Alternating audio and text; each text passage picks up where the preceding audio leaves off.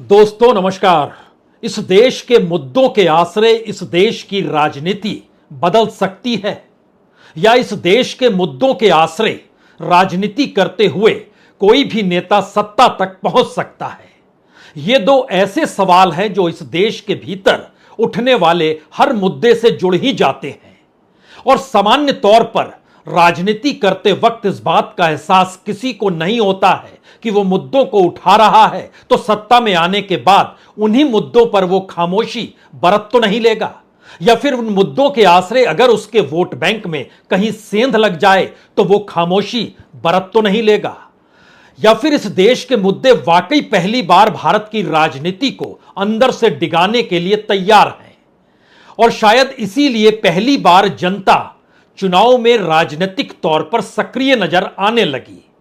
आज ये सवाल इसीलिए जरूरी है क्योंकि पहली बार राहुल गांधी ने इस देश के आदिवासी, दलित, पिछड़ों और अल्पसंख्यकों के मुद्दों को मुख्य धारा में लाने का प्रयास किया और इस देश में हाशिए पर पड़े हुए तबके को यह महसूस होने लगा कि चलिए इस रास्ते सही, लेकिन इस देश की राजनीति को बदला जा सकता है।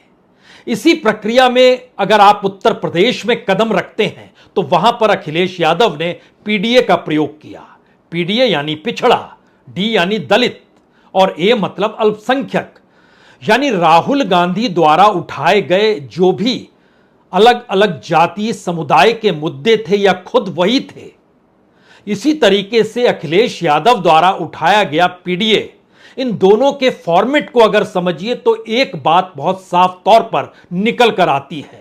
इस देश में राजनीति की ताकत जिस सत्ता के पास है वह हाशिए पर पड़े हुए तबकों की तरफ ध्यान देता नहीं है और कहीं कोई त्रासदी हो जाए तो उस तरफ वह देखता नहीं है कि अगर राजनीतिक तौर पर उसे हानि हो रही है तो। क्योंकि मणिपुर की जो पहली तस्वीर निकल कर आई थी उसके बावजूद भी प्रधानमंत्री ने चुप्पी ओढ़ ली, एक शब्द भी नहीं कहा। यह बेचैनी भारत के समाज के भीतर थी कि एक तस्वीर और एक घटना जो पूरे देश के भीतर की रूह को हिलाकर रख दे, उस पर प्रधानमंत्री खामोश कैसे रह सकते हैं। और इसी दौर में याद कीजिए 2017 का उन्नाव कांड या फिर 2020 का हाथरस कांड। इन प्रक्रिया के भीतर आपके लिए एक सवाल तो जरूर होगा कि सत्ता हमेशा से उस ताप से बचना चाहती है जिसमें उसकी अपनी सत्ता जलकर खाक ना हो जाए और विपक्ष उस ताप को हवा देता है जिसके जरिए राजनीति या सियासत क्या साधी जा सकती हो। आज ये सवाल उन्नाव, मणिपुर या हाथरस से आगे निकलकर अयोध्या तक जा पहुंचा है। अयोध्या को लेकर जो सवाल मौजूदा वक्त में है वह सीधे तौर पर एक नेता से जुड़े हैं। वह नेता एक राजनीतिक दल से जुड़ा है। उस राजनीतिक दल ने अपनी पहचान पीडीए के जरिए बनाई है। उस पीडीए के साथ सहयोगी के तौर पर कांग्रेस खड़ी है और कांग्रेस के नेता राहुल गांधी कमोवेश हर छोटी बड़ी घटनाओं के बीच नजर जरूर इस दौर में आते हैं। तो क्या अयोध्या उनका नहीं जाना और अगर पुरानी घटनाओं जिसका हम जिक्र कर रहे हैं सिर्फ इस बात पे खामोशी बरत लेना कि हमारे सहयोगी या इंडिया गठबंधन के एक मजबूत पिलर अखिलेश यादव की समाजवादी पार्टी के साथ किसी नेता का जुड़ाव है और उस नेता पर आरोप लगे हैं, सवाल सिर्फ इतना भर नहीं है। पहली बार सवाल उसके आगे का उठने लगा है और यह सवाल इसलिए महत्वपूर्ण है क्योंकि अयोध्या के भीतर जो राजनीतिक परिवर्तन 2024 के चुनाव में हुआ उसने एक पूरा मैसेज अंतर्राष्ट्रीय जगत को दे दिया कि हिंदुत्व के आश्रय जो बीजेपी सत्ता साधती है उसी पर सीधी चोट वहां के उन्हीं हाशिए पर पड़े तबकों ने उठाया और फैसला एक झटके में बदल दिया और पुराने समाजवादी रहे अवधेश प्रसाद सिंह के पक्ष में वोट डाल डाले और उनके साथ जब आरोपी की तस्वीर सामने आने लगी तो उस पर उन्होंने खामोशी बरत ली और क्या कुछ कहा, किस रूप में कहा, यह सवाल जरूर है। और इन सवालों के अक्स तले यह भी एक सवाल है कि क्या वाकई इस देश में जो हाशिए पर तबका है, जो गरीब है, पिछड़ा है, उससे जुड़े हुए सवाल राजनीति में तभी तक मान्य है विपक्ष के लिए जब उस पर कोई चोट ना हो और सत्ता ने भी खामोशी कई मौकों पर इसीलिए बरती क्योंकि उसकी सत्ता पर चोट ना हो।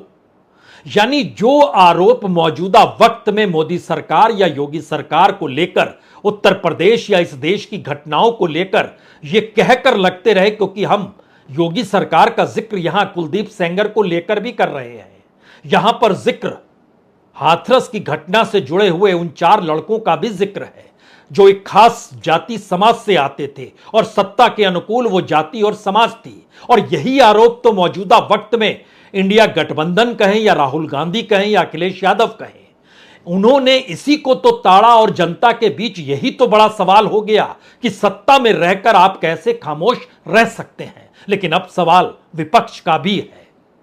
अगर दामन पे दाग लगा है तो उस दाग से रूबरू हुआ जाए या ना हुआ जाए, और राजनीतिक तौर पर उसे परखा जाए, या इस देश के भीतर में जो राजनीति मुख्य धारा से पिछड़े तबकों को, दलितों को, आदिवासियों को जोड़ने की दिशा में बढ़ी है, मुस्लिम तबके के भीतर से जुड़ी है, उसमें आप क्या कानूनी तौर पर या इस देश के भीतर के अपराध के तौर पर भी जाति और धर्म देखकर अपनी राजनीतिक आवाज को बुलंद करेंगे? यह सवाल इसलिए बड़ा है क्योंकि ध्यान दीजिए, चंद तस्वीरों को पहले देखिए। ये तस्वीरें समाजवादी पार्टी के नेता, फैजाबाद के सांसद जिसके दायरे में अयोध्या भी आता है, अवधेश प्रसाद सिंह के साथ उस शख्स की है जिस पर आरोप है, मोइन खान, जिन पर आरोप है और उनके साथ तस्वीर है। लेकिन सांसद महोदय इनकार करते हैं और कहते हैं कि मेरे साथ तो हर दिन जाने कितने लोग तस्वीर खिंचवाते रहते हैं। तो यही सोच तो एक वक्त बीजेपी की रही या उनके नेताओं की रही, जिसको लेकर समाज के भीतर उनके अहंकार को देखा जाने लगा या उनकी सत्ता की ताकत और उसके एहसास के आगे सब कुछ कोई मायने रखता नहीं है, इस बात का जिक्र होने लगा। तस्वीर पहले देख लीजिए।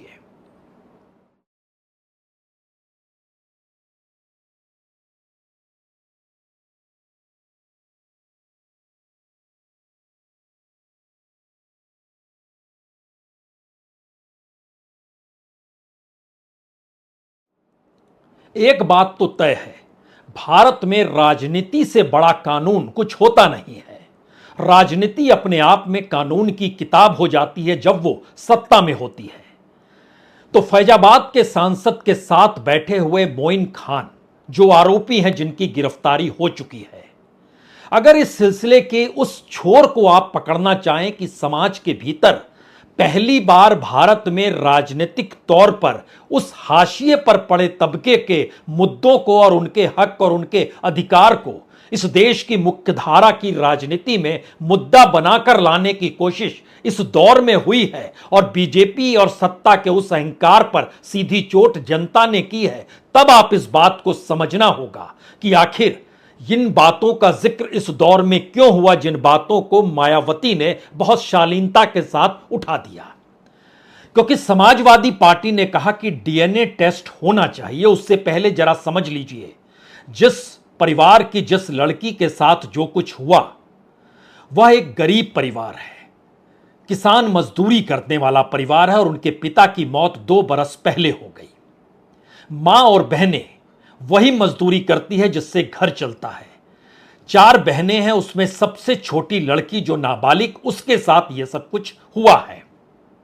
और जिसने किया वो समाजवादी पार्टी से जुड़े हुए नेता हैं, उस इलाके में बेकरी चलाते हैं।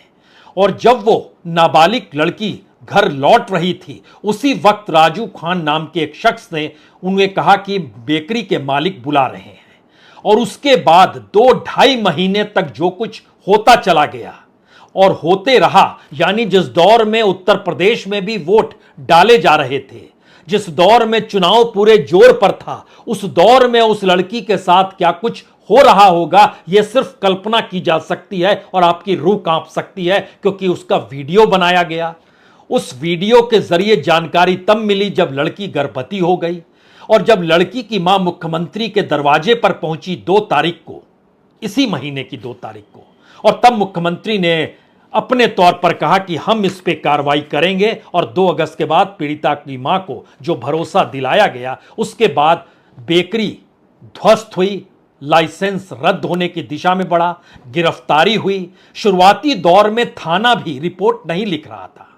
थाने ने इनकार कर दिया था रिपोर्ट लिखने से। उस थाना प्रभारी और उस थाना अध्यक्ष को भी वहां से बर्खास्त किया गया। एसपी ने दखल दिया, तब एफआईआर दर्ज हुई।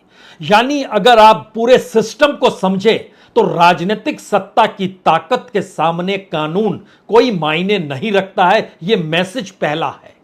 और पहली बार उसी राजनीति को चुनौती देते हुए इस देश में इंडिया गठबंधन बना। इस देश के भीतर में राहुल गांधी ने समाज में हाशिए पर पड़े तबके के अधिकारों के साथ खड़े होकर झंडा बुलंद करना शुरू किया और लोगों को यह महसूस होने लगा कि हमारे साथ यह शख्स खड़ा है। लेकिन अयोध्या की घटना ने कई सवालों को खड़ा किया। राहुल गांधी अभी तक क्यों अयोध्या नहीं गए?